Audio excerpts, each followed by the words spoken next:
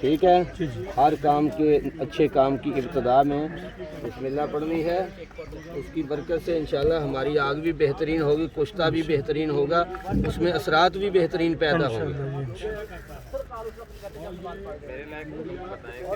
नमाज पढ़ते उसके बाद हमारा क्लिनिक का टाइम है सुबह 10 से रात तक। मरीजों को चेक कर लेते हैं कि एक आदमी वो मरीज की नब्ज पकड़ी खून आ गया वो बताना शुरू कर देता है। ऐसे हो गया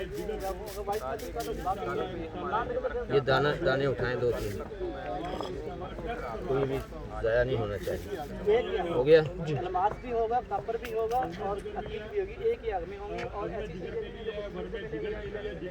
और 40 जाते छोड़ना पड़ेगा, उड़ेंगी भी इधर बना के जाएंगे।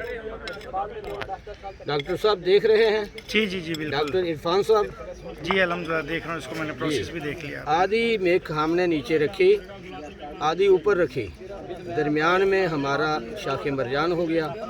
ठीक है, ठीक है जी बिल्कुल ठीक है। अब इसके ऊपर लगाना है ढक्कन।